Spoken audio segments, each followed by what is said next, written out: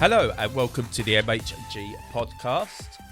Once again, look, life can be miserable. It's bleak out there and we're here to bring you a little bit of light, a little bit of joy. I'm Bradley, once again joined by Stu. How are we doing this week, Stu? I'm pretty good. I had a tough week in work last week and the week before. And for the last 6 years now, I'm not kidding. So, yeah, that was tough. But it's got a bit better now. So, yeah, I've had a better week. Cheers. Good. I'm glad. I know you said you want to talk about it maybe another time, maybe when it's all settled down a bit and stuff like that. Maybe, I hate saying look forward to it because that's sometimes the wrong word, but you know what I mean.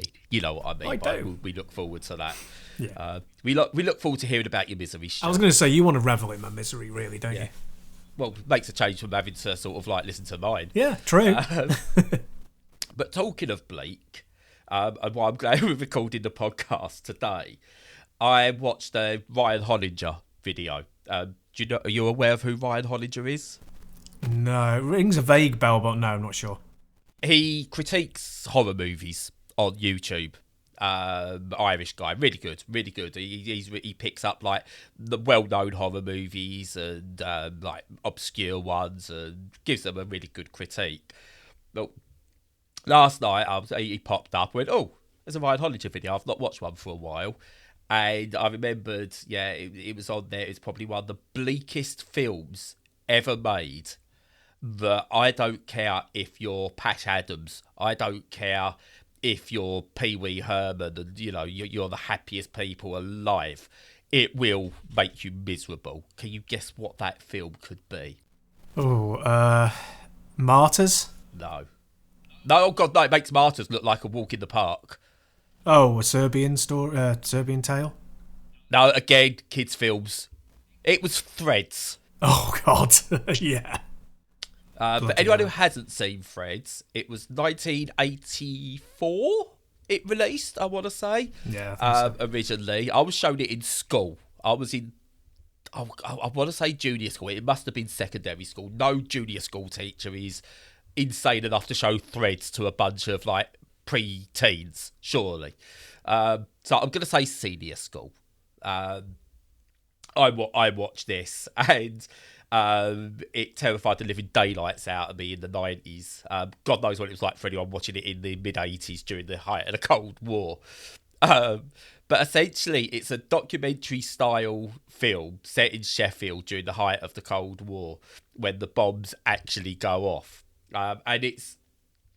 It starts off and it's just this like everyone running about their lives. It talks about the poverty under a Conservative government. Nothing like today. No, totally different. Yeah, totally different. The poor and the working class, are looked down upon and they live in squalor and everything. But going on around the outside of them, and it's not, they're not big on it or anything. They're just getting on with their daily lives. It's the threat of Cold War, a war between nations with unstable leaders. Again, nothing like today. And essentially the bombs go off. And it's about those who survive and how they survive. One of the main character in it, she's pregnant, and then she has her baby, and then everyone dies around her at some point of radiation poisoning and stuff. And like her baby grows up, it becomes 10, and then there's rape and stuff like that. And the 10-year-old gets a bit older and ends up having a baby during the post-apocalypse with radiation poisoning, and it's a lovely ending to a film with a nice happy ending. It is the bleakest film I've ever watched, but it's a stark warning as to what could happen. And it's like watching Ryan Hollinger's critique of it. Just went, oh God, I remember this film. Oh God, no matter how bad your life is, it's never your radiation poisoned baby grows up to have her own radiation poisoned baby bad. I know. It is the most, for me, it is the most bleak ever made, or certainly that I've ever seen, because it could be real. It's that realism and the fact that it could be your future, and it's not an exaggeration, even though it's sci-fi effectively. It's not an exaggeration. If anything, these days, it's probably less impact than it would be. Yeah. So yeah, pretty rough, and it's one of those that you would not revisit very frequently. I think once every 10, 15, or maybe even 20 years would probably be about the scale. I would recommend people watch it if they've got a strong stomach though, and they don't. I mean, it's not. Oh God, yeah, they don't hide stuff. They do they? don't. No, it's very realistic in kind of, you know, like, well, spoiler warning and also content warning here for the next sort of minute or so. But it has things like suppurating wounds and lots of dead bodies, and you know, it doesn't show people exploding as such, but it shows the aftermath in all of its griminess. It does it in that way that kind of British films tend to excel at, if you want to call it excelling. But yeah, no, it's almost like social realism and social commentary alongside sci-fi, and there are a few films like that from Russia that's like Stalker, you know, which is obviously there's the game which is heavily inspired by that. There's one called Dead Man's Letters, which is very similar in that way. Yeah. There's also the British When the Wind Blows, and there's a few other, but yeah, I think for me it stands above them all. And yeah, if you can stomach the content, then it's definitely worth watching. But do it on a happy day and prepare to have that day ruined. But don't do it on a sad day because, you know, prepare to like throw yourself off a bridge. Yeah, I mean, it's like, I mean, to give you an idea of how grim and miserable it is, it's like Ken Loach decided to rewatch Kes over and over and over and over and over, and was on a bad day anyway, and then decided to make Threads. Yeah, it's not a Ken Loach film. No. So, it's, you know, it makes Ken Loach look like a happy soul with some of his films. Yeah. Crazy as that seems. But yeah, no, it is genuinely well done. And it's strange. It's got a weird atmosphere. It taps into something that, yeah, I don't know. I think, is it because it's done in a kind of verite style. It's done like photojournalism. It feels very real. Yeah. And BBC have been good at that. You know, it's like if you look back, like I think the other classic horror film, because that's what Threads is. It's a horror film. At the end of the day, just not what you would call a Hollywood horror film. Yeah. But Ghostwatch is another one which I thought was really well done, presented as an actual TV show that was like actually going out. You know, Ghostwatch, and it was just. And the way they presented that and turned that into, you know, it's campy now by today's standards, but at the time it was our War of the Worlds. It was crazy that the BBC put that out. Oh, I know, absolutely. Absolutely is. And they did a few like that were as bleak as hell that they just don't touch anymore. They don't go near trying to do that anymore on the Beeb, no. Which is a shame. There is one that they did called Edge of Darkness as well in the 80s, and it had Bob Peck in it, who's from, you might remember him from Jurassic Park. He's the hunter guy, clever girls, that guy. And that's really dark as well in lots and lots and lots of ways, and very much worth watching. I suppose we're a games podcast and we've been talking about films for 20 minutes, so we probably better move on. Well, all this was to set up. Are you ready? Go on. Do you know what else is as bleak as Ken Loach using his Universal credit, his PIP, his job and everything all at once? What's that? The AAA video game market, Stu. Oh, you know, you bang on there. I know. Yeah. I know. Oh, that's one hell of a setup. What, we 10 minutes in for a segue. That's impressive even for me. Not bad. I'm impressed. I know. What you been playing, Stu? Tell me it's not AAA end of the world stuff. Like Marvel's Avengers. Oh, yeah, God, all of it is so weird. Especially Square, where Square Enix are going with their stuff. You know, they've cancelled 4 games or something just this year. Mental.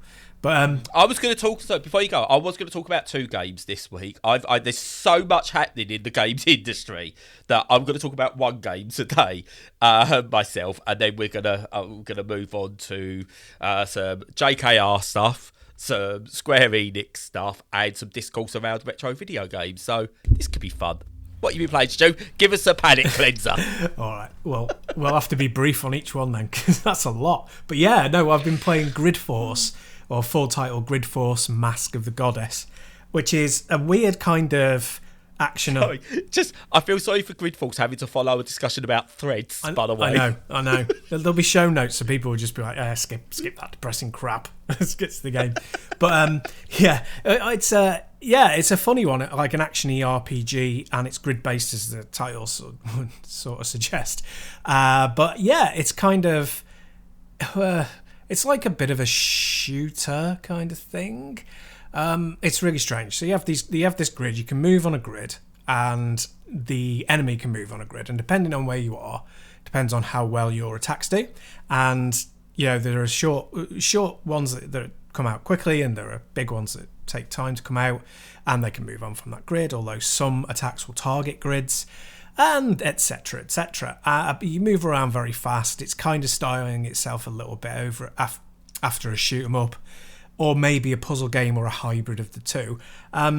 It's got so far a strong story. I've only played it for a couple of hours, but it's got a strong story. It's like brings you into sort of a mystery of all of these kind of like deities who are warring with one another, or at least seem to be at odds over this infinitely repeating cycle of time that you're stuck in this loop of, but are a newcomer to because your memory isn't there. At least that's what I think it is. I'm trying to keep up with it. The kind of cutscenes that are done are in like comic book panels, which are really good and really nicely done. It allows them to switch up styles as well. They can do it in a kind of more traditional fantasy style, or they can do it in a very silly, like childish style to represent different emotions and stuff like that. And yeah, the dialogue's not bad at all. It's quite good and fairly intriguing. Not sold on the combat yet. It might develop. But at the moment, it's kind of like, I see what you're doing. You want to make it so that you have the growth of an RPG, so you can develop your character and their stats, and you can buy into certain weapons and certain abilities and magics. But the actual moment-to-moment combat's not very exciting. It doesn't have much of a connect or a punch.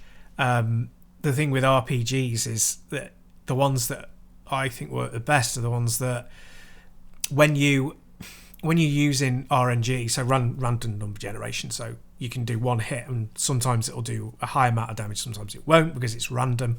That feeling when you hit hard with it and you get a really big impact from what you do, and when you go on in the game and become more accomplished, the frequency of that can improve if you put enough into it, kind of thing. It doesn't have that, or it certainly hasn't so far. It's like each attack does what it does, like a shooter. And so the blend of the two isn't really clicking. But it's okay, and it looks nice, and it's interesting. So I'm going to carry on with it for a bit. But I think unless it turns around with the moment-to-moment fighting, it's going to be a bit of a tough sell for me. Yeah. Now, I could have taken this one. This was one we got on a code. Now, the reason I didn't take it is I'm playing, or I have a game that I'm working through just for myself, not for reviews or anything, called End Cycle Versus, which is it's a card battler, but it is, I suppose, in a way. But it has that grid type thing where you've got, on this one, generally like 3 rows that you can move across, and the damage you do allows you to take territory, etc. and stuff like that. And it felt just a bit too similar to that, even though it's a different genre because it's more of a shooter than a card battler. I mean, this is like End Cycle Versus. It is a card battler, but it's real time, so you kind of pick your cards as you're moving, trying to shoot at the same time. It was just a bit too similar to that, and I can't play 2 identical games at the same time, if that makes sense. Absolutely, yeah. So I pass it to you because I thought, right, it's not a card battle, so Stu might get on well with it, better than I might at the time. And it's kind of got the things like the RPG. That's been a real put off for me when I see RPG now as something in a game that's not a direct RPG. That's like on the negative column for me these days. I don't know why. Yeah. It's kind of like, can't you find a way of leveling up my character, please? I don't kind of want to. Yeah. Yeah, well, it's funny, isn't it? Because, there's so many different options, so many different games coming out. And you know that, studios have to try something new to stand out in the market. Yeah. Which is great, it pushes innovation forward. But, it can also mean that they pick on something that hasn't been done very often. Because obviously they want to try something comparatively new. But the reason that it hasn't caught on is because it's not very good and you can't really turn it into a game. But I always appreciate the effort. I would love it if I carry on playing and they turn a corner and they get it really right. And the thing is, as it stands at the moment, and this is the last thing I'll say and then we'll move on. As it stands at the moment, I think it would be very, very simple to tweak so that it would work. You need more random elements. That's what you need, because RPGs depend on random elements. And I would have it that you had like a third option, like a third wheel, like a third weapon, like a third magic, something like that. It has a cooldown and it has both a random effect and random impact on the other grid, and throw that into the mix. And then where it sends the enemy after you've used it on the grid can then be played into with what your character does. But that's just like something that I've just thought of now, and I think it would make a really big difference. And that's the kind of thing that comes with a lot of playtesting, and a lot of playtesting and development costs a lot of money, and that's probably why we're not there with it. But anyway, I'm glad that they're trying something new. I'll keep with it and I'll report back and see what I think of it. Yeah, no, totally with you on that. Again, this is like, the RPG thing's a me thing. I know for every one of me, there's probably 5 people who love the RPG elements. It's like, for every one person like you, Shu, who's not a big fan of the roguelike, there's 5-10 people like me who go, bring me the roguelike. So, not every game has to be for everyone, and we've always stated that. If you don't like something, it doesn't make it a bad game, it just makes it not a game for you. There are bad games. This is clearly not a bad game. It's, everything. It's still on my wish list. It's one that I think when it drops to, maybe 75% off, I'll take a chance on it. But it's not one for me, and it sounds like it's got a little bit of work to do to get maybe just up to the standard it needs to be at to really hit the mark. Yeah, we're in such a funny space because there's so many games. There's just the market is flooded, and you do need to stand. Like when I was a kid, it was like there would be 5 games out in a month, and that would be it. Available on the shelves, and obviously no online ordering, and it would be like if this game was one of those 5, it would sell quite well, and people would be like, oh yeah, it does something different. Well, hey, thank God. Yeah. Whereas now it's like, even though it is different, there are still games like it, and it's not at the top of the pile of that so far. You know what I mean? Yeah. So, it's a challenging place to be. And what's that word where you say something ahead of time that's going to look to what you're going to say later? What's that word? Prescient? No, you're saying something as a clue for later. A hint? Yeah, okay, we're hinting towards what might come later. But, hey, it's a single-player game, Stu, and you know what? Even if they give up on development of it and give up on the game and move on to something else, you can still play it in the future. This is true. Yeah, I don't know what that could lead to, No. Yeah. God, where are we going with that? I know. No, it's just an offhand comment, Stu. Yeah. No intent behind it. Yeah. No, none at all. So, moving on. I'll say, still fresh. I'll say fresh off my 100-hour epic journey on Persona 5 Royal. I've decided to jump back into another Persona. Not Persona 4, because that's a bit too long for me again at the moment, and I've played it fairly recently, a few years ago. But I've decided to jump back into Persona 3 Portable. Nice. Now, in terms of what some people might understand, the Persona series is actually people will correct me on this because I'm not going to get it perfect, but it's a spin-off from the Shin Megami Tensei series, which I believe was also a spin-off of something else. Can't quite remember. But then you've got the other... There's loads... Basically, there's tons of different spin-offs of Shin Megami Tensei. And Persona's one of them, and it's probably the most popular of all of them. Now, most people jumped in on Persona, probably Persona 4, and specifically Persona 4 Golden, which would be the Final Fantasy 7 of the Persona series, if you was going to do that, where most people jumped on. Okay. Persona 3 is probably the Final Fantasy 6. You know, those who jumped on then were probably just a bit ahead of everyone else before it became really popular.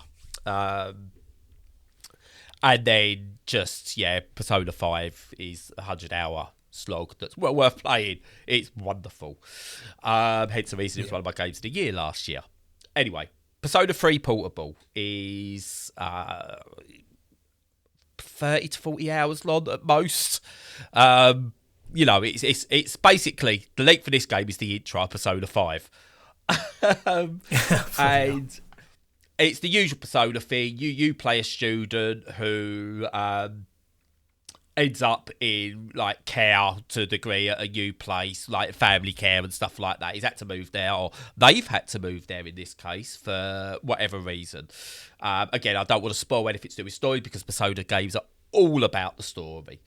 You go there, stuff happens, blah, blah, blah, blah, supernatural stuff happens, there's a velvet room, you go into a velvet room, you get given, this has got to happen to you, this is all happening now that you've arrived, and you kind of got to uncover the truth, and then you learn about, you can get Persona, you then have to do a bunch of dungeon crawling, story unravels, etc, etc, etc. You must manage your social status, take on jobs, live a school life, all that kind of thing that's synonymous with Persona. Now, there's got all the dungeon crawling stuff, and you kind of, with this one, it's combat's a bit differently to Persona 5 and Persona 4, which is why I kind of went back to this one rather than Persona 4 after playing Persona 5. And it's like, there's more direct control stuff, so you kind of control sort of everyone a bit more during your dungeon crawling. So it feels like there's actually less, for me, individual control on the on each individual battle. So you kind of like, you've got to work everyone as a group a bit more than you could in Persona 5. I can't get that to make sense. It's just a slightly different feel to Persona 5 that makes it feel like a completely different game.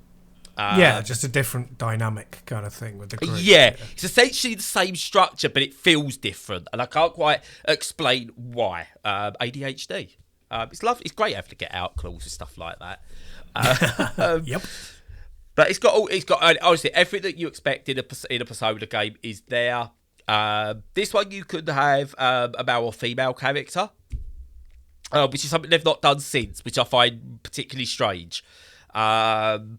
Some of the stuff in this hasn't aged greatly, but not to any major issues or anything like that. It's a bit of its time with certain aspects. Persona 4's actually aged a lot worse with some of the homophobia. It's not homophobic, but the attitudes towards homosexuals in it is a bit questionable in Persona 4. This has got some elements, nothing major. I don't think there's any trigger warnings or anything that need to go on it. But yeah, I'm really enjoying it. I reckon I'm about 10 hours in. It moves at a lovely pace. And you can tell this was made for a different time, because this was made to be played and enjoyed, not to get the most out of it you can. Persona 5, I think, took a risk with how long it was.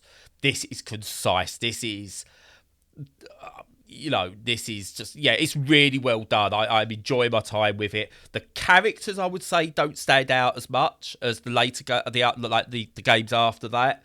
But still really good characters, really good dynamic, really good story. Everything about it is excellent. But we can see how much the series has moved on in terms of mechanics and stuff. That's definitely something that has improved over the years. But it's not like going back to some old games where you kind of play, I don't know, let's say a modern Resident Evil. You go back to the first Resident Evil or the first Silent Hill, and you could go, oh, yeah, that's a bit rough how that plays. It's nothing like that. And yeah, I highly recommend if you're into Persona series. Honestly, it's fantastic. If you have never played a Persona game, honestly, this is the best jumping on point. It is the best one to jump on. It's the shortest of all the modern games, and it's the most accessible, I would say. So yeah, give this one a go if you've never played. If you've never played Persona 3, definitely give it a go. If you've played Persona 3, go back. It's great. Remember it.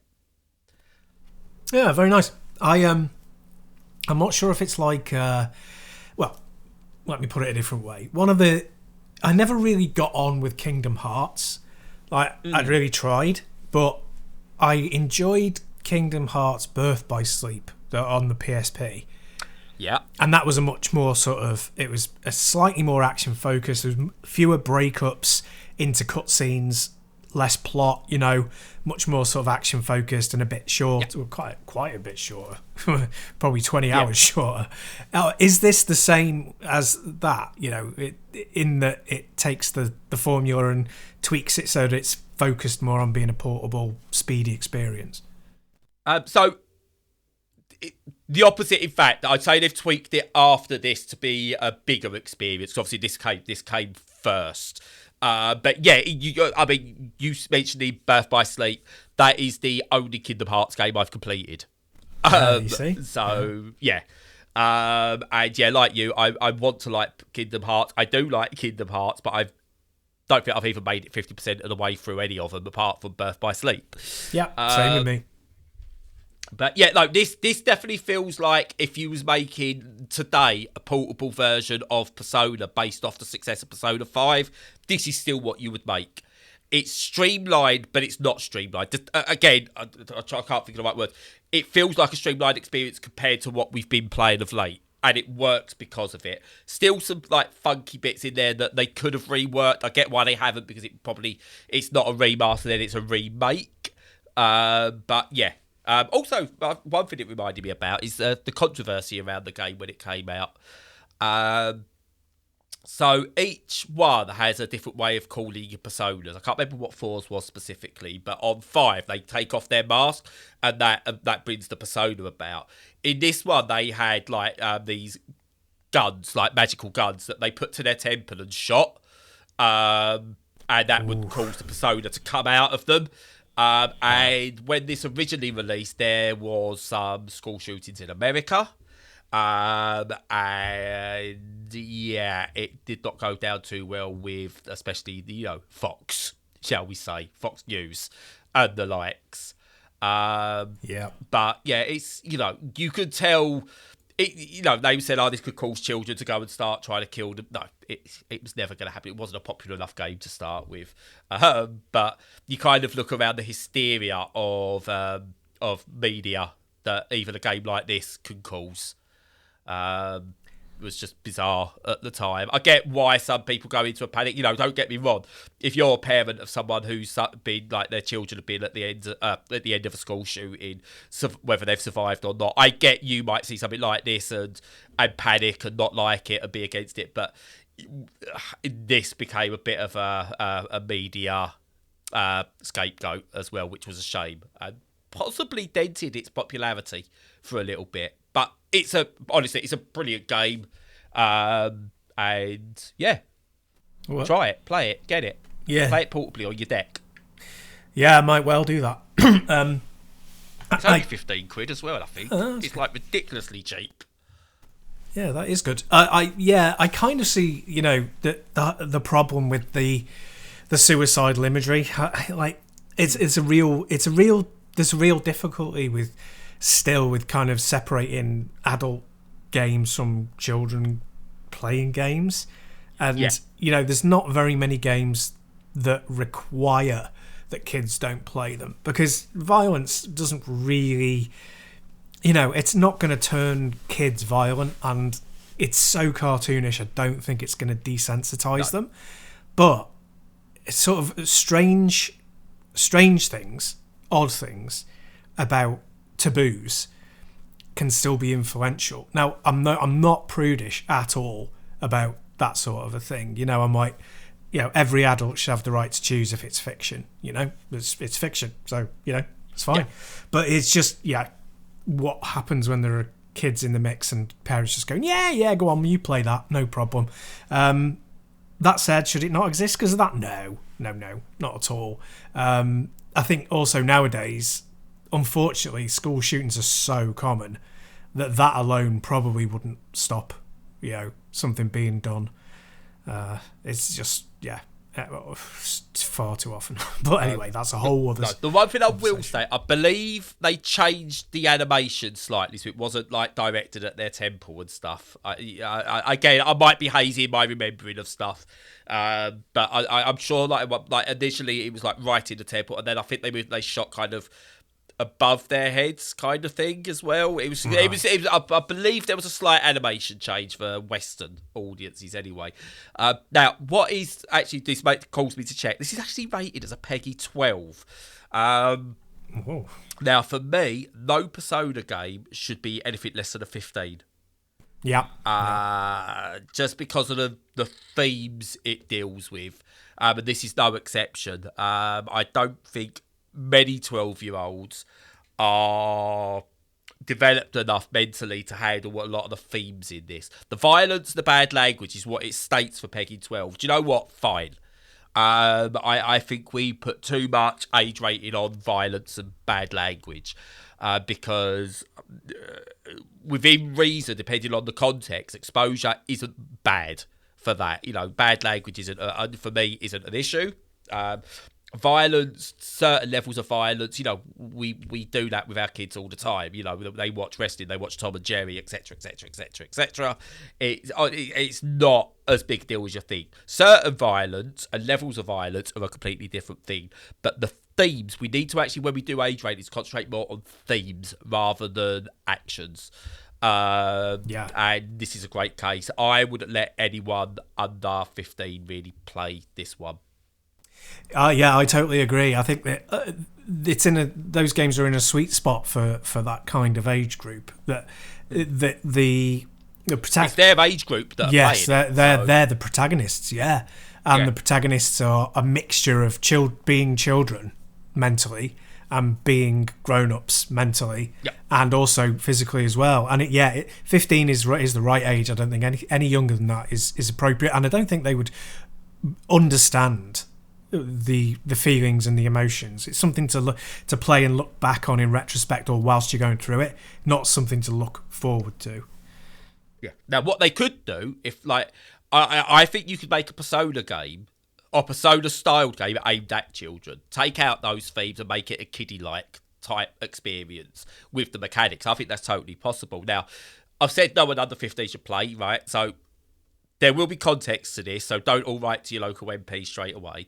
But I'm playing Persona 4 Golden with Edith because she caught me playing the end of Persona 5 and she went, this is really good. Can I play it with you? I was like, no, I'm finished, but we'll play Persona 4 together. Now, I'm skipping most of the story with Persona 4. It's like, no, skip. We're running through a dungeon. Skip. We're running through a dungeon. Because as a responsible parent, I take control of what my children see. I'm not going to go, well, this is a 12. And I look at most games aimed at a 12-year-old and go, do you know what? That's fine for Edith. That's not a problem at all.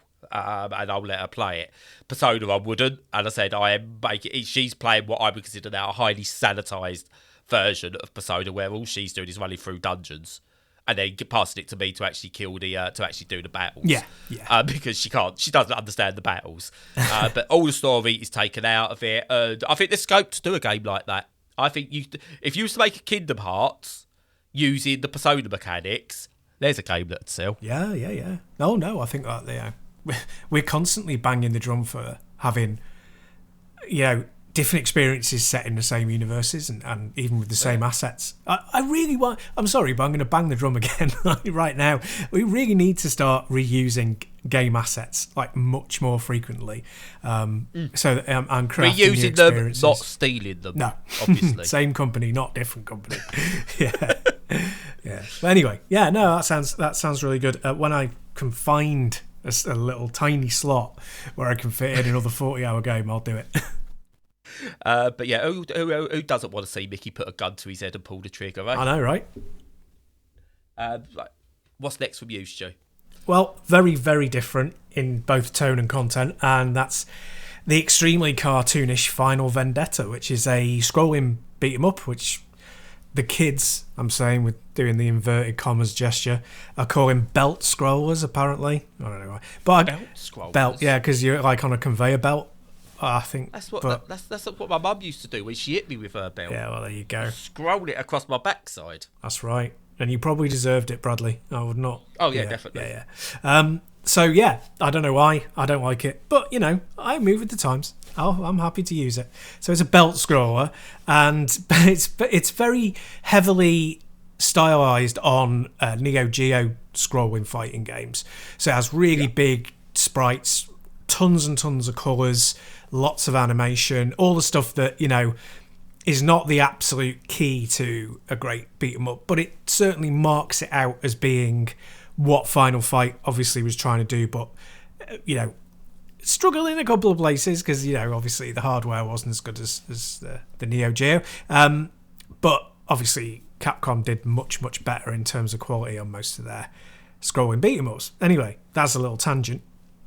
The actual gameplay itself makes it the best Neo Geo scrolling fighting game that was never made. It's an absolute corker, and the reason it's so good is because not because of the stages, because the stages aren't fantastic. They're okay, but there's nothing in them that's particularly new or exciting. The only interesting thing about the stages is that it seems to be set in England. Like all of the street furniture and signs are all very, very English. I've not looked into it, but yeah, they must be English developers because it's like they're all English. Okay. And the tube is in there, all that sort of stuff, which is visually interesting. Although it's still, you've still got your dirty back street level and your train station level and on a train level or in a skyscraper level. But anyway, that's not the point. The point is that it's a really good fighting game, and it keeps in all the stuff from the latter Streets of Rage games. So you have dash, you have variant grapple and throw, so that it's not just like you have one type of throw. There's lots of mixing up. It's got the Streets of Rage 4 thing where you've got two types of special move. It's got, you can build up a special move bar, and then use a special move which is like Final Fight 3, which is on the SNES, the Super Famicom.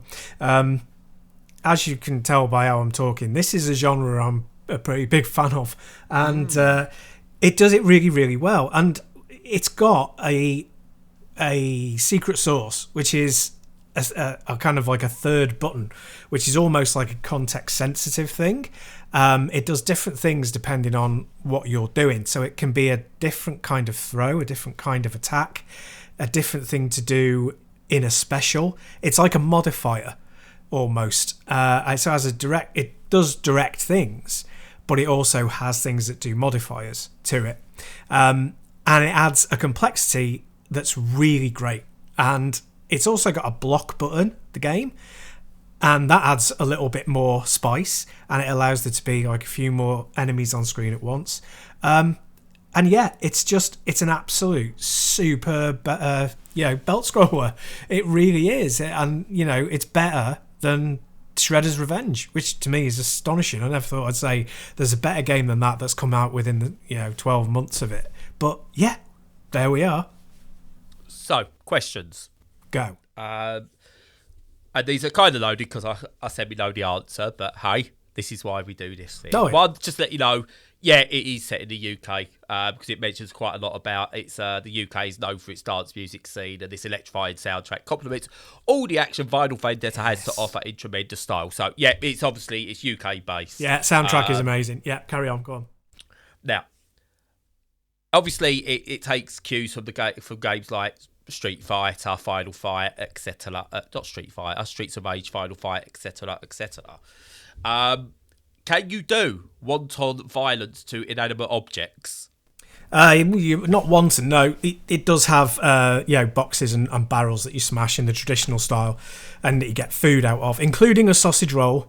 So yeah, again, very English touch. Has it got the traditional though? It's got chicken, pizza. Right, okay. No, that's fine. It's got chicken. Yeah, that's fine. Yeah. So if you don't have chicken as a health item, then don't count. Nope, I agree. I don't care how serious your game is. Like, you've got to have chicken as a health item. Yeah, chicken in a bin. Yeah. Last of Us Part 3, chicken in a bin. Yeah. Absolutely. Go on then. Next question.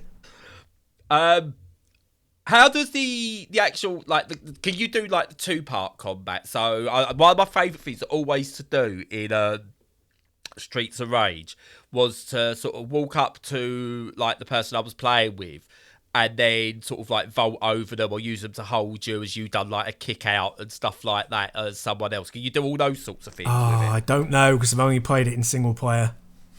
Yeah. Oh, well, we have to change that. Yeah. You can do the invite thing where only one of you needs to. Oh, it's got local remote play. Not thingy. But yeah, it's got that thing where you only need one copy. Yeah. Oh, we'll do that. Yeah, we should do that. That'll do. They decide whether I actually go and buy it as well because it's on my wish list. But good. I can't afford 20 quid on it at the moment, and I don't know if I want to spend 20 quid on it. Because it's a genre I don't mind, but it's not up there with my I must have this genres. No, fair enough, understandable. So yeah, we'll do that. We'll sort that for next week sometime, and then we'll report back on the co-op. Yeah. Yes. But it does look lovely, animation-wise. Actually, I'm looking at some of the GIFs and stuff at the moment, and it does look good. It looks like an actual more a proper follow-up to Streets of Rage than Streets of Rage 4 does. Yeah, in a way. Yeah. Yeah, because it's still in that. Yeah, it's in that 16-bit style, which obviously Streets of Rage 4 isn't. Yeah. No, I do like the really HD stuff. It looks really, really good. But that's not Streets of Rage for me. That's its own thing. This looks more Streets of Rage than that does. And yeah, it looks cool. Also, female character. She's wearing shorts. Well done. Yeah, there's no objectification of her in that. There are. Well, she beat not her, no, but she's beating up someone that's just wearing panties and stockings. So Yeah. That seems to be I don't know. I think you could generously say that it's a comment on these kind of games, but I think that's a bit of a stretch, to be honest. But the female character, I will say, very impressed. Doesn't look, they've not gone for the Streets of Rage. Can you get a flash up her knickers as you're playing kind of thing? Not at all, no. She's dressed for combat, I would say, or at least on the streets. Yep. Absolutely. And one of the characters, is it meant to be an homage to Bebop and Rocksteady? Not one of the characters you play, one of the enemies. There's a big brute guy that's wearing a helmet with spikes on it that just reminds me of Bebop and Rocksteady. Well, there's a couple of characters in other games that are similar as well. So it's just an homage to that kind of character. I think so, yeah. Okay, fair enough. But yeah, it does look good. I can't wait to give that a go, actually. Excellent. Cool. So, what have you got next? I've got nothing next. I was going to talk about Civ, but I'm going to talk about how far in are we, Stu? How far in are we? About 45 minutes. 45 minutes, right. We're going to give us to the hour and see what I get through here. So pick a number between 1 and 3, Stu. 2. We're talking J.K. Rowling. There is only one number between 1 and 3. That's a good point. But I know I took your point. I know, no, but do you know what? I like the pettiness. I know. That's what I live for. Technically correct. The best kind of correct. Yeah. Oh, yeah, definitely. Now, J.K. Rowling, talking about technically correct, that's one thing J.K. Rowling definitely is not. Nope. So, Hogwarts Legacy comes out soon, and boy, is there a discourse around this game. Now, couple of caveats. I'm non-binary, as you know, Stu. And I've stated before, one of the reasons I don't consider myself trans is I don't have the courage, and I will continue to live a lie till the day I die, because I just do not have that courage now to do that and to put my kids through anything, like the nastiness that comes with it because of the likes of Glenna, J.K. Rowling and stuff like that. I just haven't got what it takes. But I would consider myself an ally to trans people.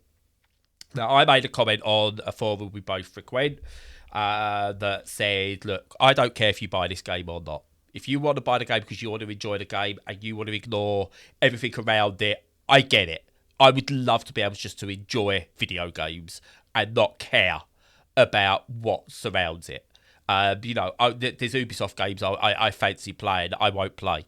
I will stand by and not play them, even though I want to. I'd love to be to someone who goes, do you know what? I don't. I prefer to have fun. If you could do that, I'm jealous of you. There's no hatred. There's no... I don't think any less of you or anything like that for doing so. However, I stated that if you buy this game, you cannot call yourself an ally. Now, I'm not saying you don't support the rights of trans people or anything like that. You are not an ally, though. Because to me, an ally is someone who is willing to take those extra sacrifices. I equate buying this game and saying you're an ally to trans people as going to Anfield, singing Justice for the 97 in support of the Hillsborough victims, and then popping down the road or popping into another city and buying a copy of The Sun to read. You might support and believe and know that those fans are innocent, but you're not an ally because you're buying The Sun. Yeah. That's how I equate it. I'm not an ally of a lot of what are they called, people who protest for they want a better world. Not Greenpeace, but Extinction Agenda. Not Extinction Rebellion, but like overall, what are the people called who want to protect the Earth in general? Tree huggers. Yeah, whatever. Yeah, hippies. But basically, yeah, I fully support the cause. I think they're right in what they're saying. I think we've got to do more to save the world. I'm still going to eat meat. I like meat. I've got a fear of vegetables. I'm a 4-year-old bloody child when it comes to food at times. I'm not an ally. I support them and I believe in their cause. I'm not an ally. And I would never want to be considered an ally. And that's how I feel about people who would buy a game like this or go and buy whatever J.K. Rowling's next book is or watch whatever Glenna produces next, which will probably be nothing because no one wants to touch him with a shitty stick. Yep. But, you're not an ally. I get you might have kids and your kids come first. Still doesn't make you an ally. And stuff like that. Now, there's nothing wrong with not being an ally. There's nothing wrong with it whatsoever. Now, I've seen some trans people, and I'm not going to speak for them, who have said, basically, you're wrong for doing it, you're wrong for buying it, blah, blah, blah, blah, blah, blah. I disagree with that because it's personal choice, and there's a lot of people that grew up with Harry Potter. Don't forget, a lot of the trans community grew up with Harry Potter as their strength for why they was able to sort of live the life they knew they wanted to live and who they actually were. Harry Potter was a big part of that. So they hurt because of this. They're hurting. So I understand some of their comments. Don't necessarily agree with the you're in the wrong for enjoying this stuff. But what needs to be said is a lot of people then started to equate this, and it's not just on the forum that I've seen this on Twitter, I've seen this all over the place, to buying iPhones or buying Nike trainers, or you might buy an Activision game or an Ubisoft game or an EA game or watch this franchise. I've still got Netflix again at the moment. And for me, there's a different line to have. So we'll use Netflix as an example. Netflix aren't actively trying to harm trans people. They're a major corporation, and they put on what they want to put on. The Ricky Gervais is a transphobe. I will not watch Ricky Gervais now. That's me done with Ricky Gervais. He's a transphobe. He's a lot of other things as well.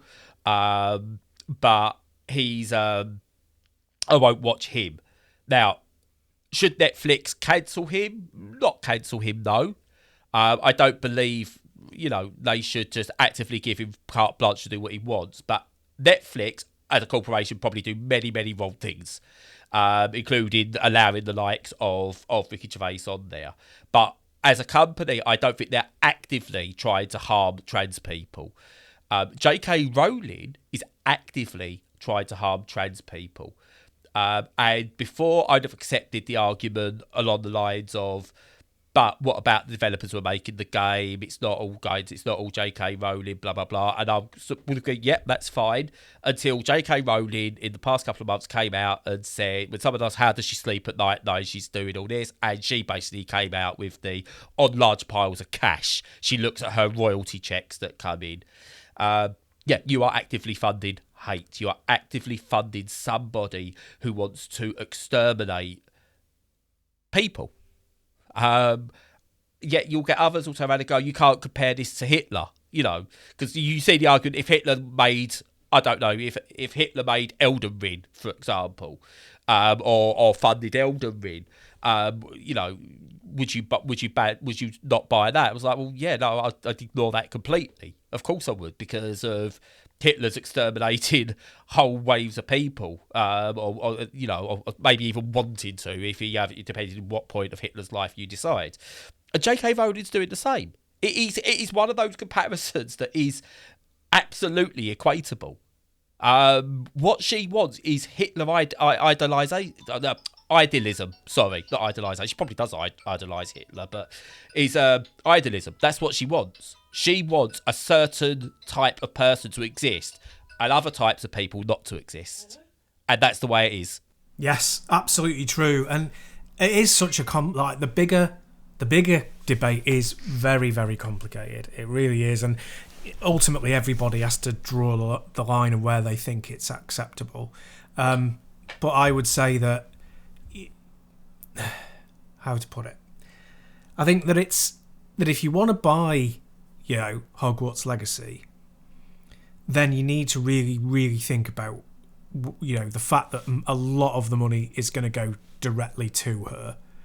That the publishing company, that the developers, they'll have all factored that into their process. Like, that she will have to pocket a lot of the money. They will know that it's still worth doing because they will make a lot of money off the game, like an astonishing amount of money. But they know that they won't get all the profit, which is quite uncommon.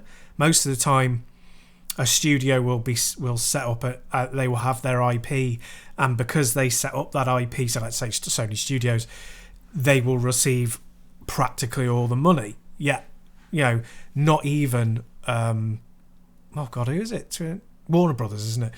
Not even Warner's will see all that money. They just know that they will profit off it. If you buy it, you've got to realise you're putting money in the pockets of a TERF, a transphobe. But not only that, like, in retrospect, so much of her writing is racist and bigoted in a way that I didn't even notice, until I saw the films. And then I was like, is that because the directors are making these characters look like stereotypes? And then again, years later after that, you find out, no, she was, had control over the script, the ultimate say, so there's anti-Semitism in there, just all sorts of bad stuff. And if you pay for the game, you're directly platforming a transphobic person and a bigot. And if you know that and acknowledge it, you're educated on that, and you still buy the game because it doesn't have any of that content in it, then that's fine. Well, it's not, but I agree to disagree with you. That's you do you. Yeah. But the thing is, it's kind of like, I don't take the argument of like, oh, well, you must stop buying everything. Somebody used the example of, technology in phones and PCs, that goes to money goes to regimes that are despicable. And it's like, well, I would have to stop consuming completely if I was going to do that. Now, in a way, I'm speaking on other people's behalf here, because I try and buy secondhand as much as I can, like even new stuff. But I'm in a position where I can do that. Not everybody is. So you cannot blame people for participating in a consumer capitalist society that they are stuck in. They do. You only have freedom and autonomy to a certain degree, and very little wiggle room at that. So it's an important argument. I would say that the easiest thing to say that I say on a moral level is, if you've been educated and you know that the artistic creator of that product actively funds their bigotry with what you're doing. So it can be Andrew Taint, as I like to call him. It can be anybody like that. If the money's going into their pocket, then you should stop if you possibly can. That's my personal moral feeling. I wouldn't impose it on people. But that's how I feel. Buying stuff that has a tangential link to bad regimes or bad countries or bad people you can't drive yourself insane with that. No, you're 100% right. So, like, I've taken the decision to not buy a game that I really wanted before its release, and that's Cultist Simulator, because Alexis Kennedy, who was majorly involved, I don't know if it was his game or whether he was like the lead writer, lead developer, whatever it was, but he was involved in a major way with it. Basically was accused and I believe proven to be exploitative. So I decided, right, well, it's a small indie title. He's directly involved. It's his game. I'm not going to do that. I'm not going to buy that game. I'm not supporting him.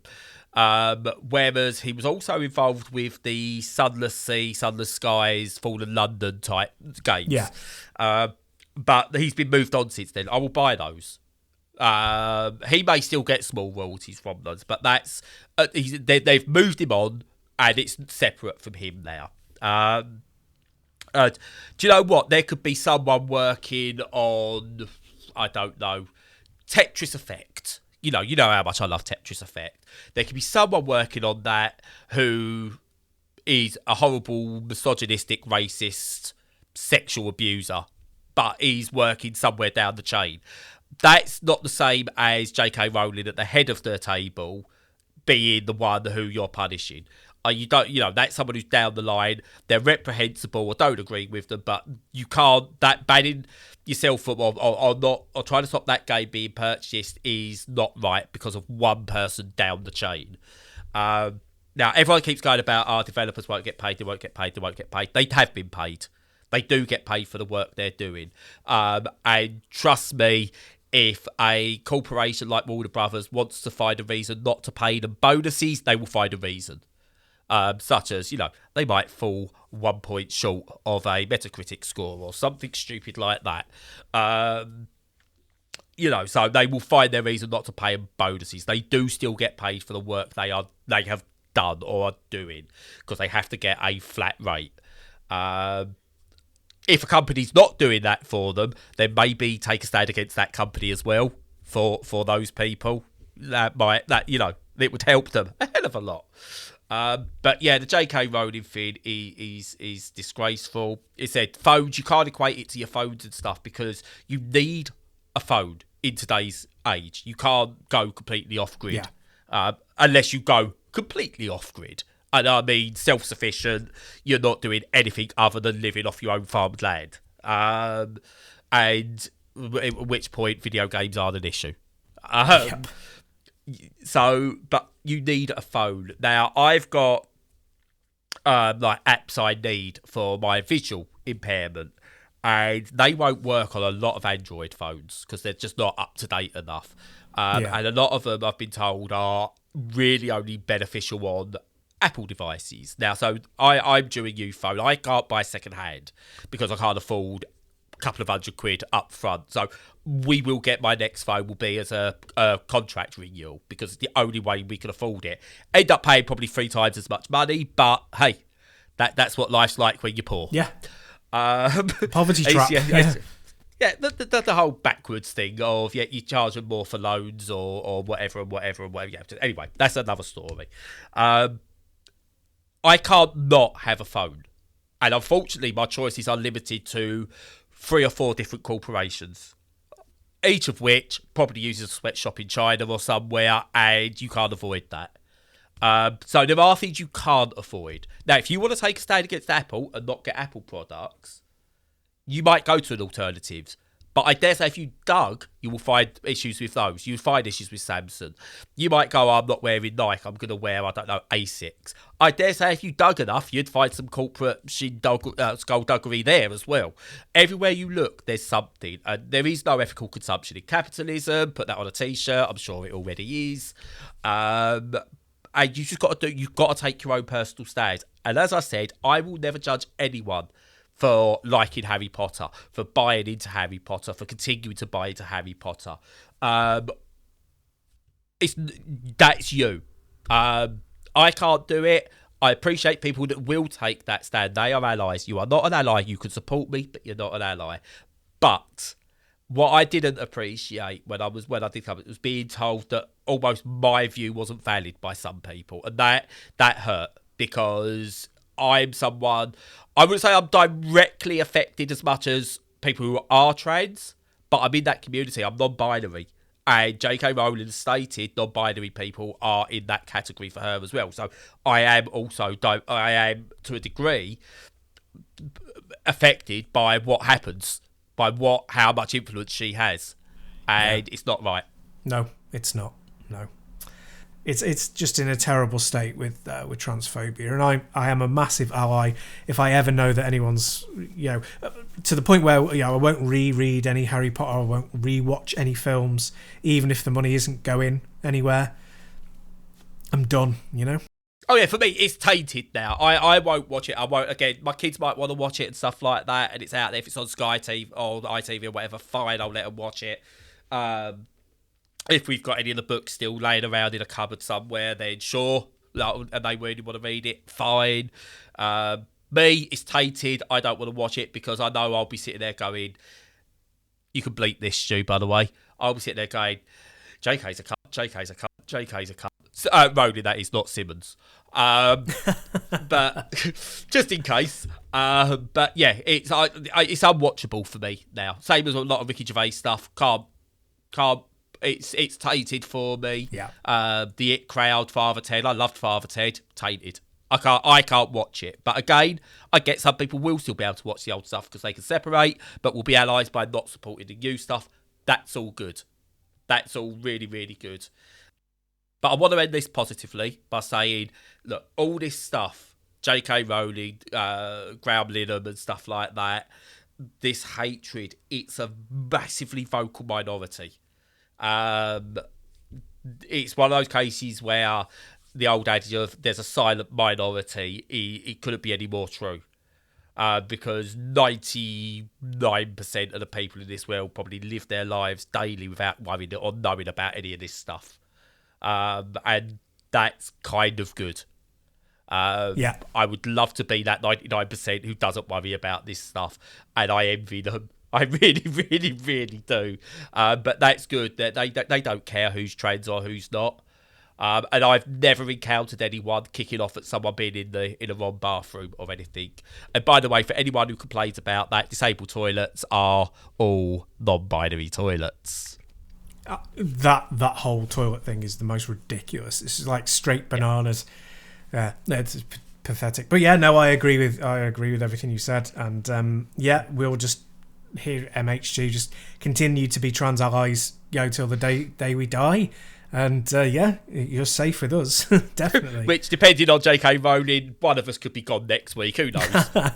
Yeah, she's got a lot of money and a lot of power. Let's just be careful. No, I don't care. And actually, two just finishing on a really positive note. This is going to take one more minute, I swear, Stu. So, Jay Briscoe, the wrestler, died last week, as I said, and he is a great example of you can make mistakes, but you can make up for them. He apologised for homophobic tweets and actually educated himself. And we can all do that. That's someone we can learn from. You don't have to be the perfect person. We all make mistakes. I've made mistakes. I dare say Stu's made a mistake or two in his life. He'd once agreed to sign up to this podcast, so, we've all made mistakes. It's what you do after those mistakes. Be a Jay Briscoe. Don't be a J.K. Rowling. I'm going to shut up there. Well said. Yeah, no, I totally agree. You got to give people the opportunity to change, and you've got to, as long as they demonstrate that change in their actions, then that's absolutely acceptable, because we can't expect to know everything. Science hasn't known everything. Science is behind and understands that gender is a construct, and that people have, well, it's too complex to get into here, but the science... Especially as I've already wrapped myself up, Stu. Absolutely. I'm doing it now. You're baiting me. I know, right? Anyway, I'll shut up now. You can do the app now. So, yeah. We continue to be trans allies, always will be. Follow all of our content on the socials. Visit our website, see what's on there. There's plenty of good stuff, including also links to our reviews and videos that are on YouTube. But we also have a very active Discord that you're welcome to join. If you really want to, you can give us some money on coffee or join our Patreon. But apart from all the begging, until next time, stay safe and stay sane.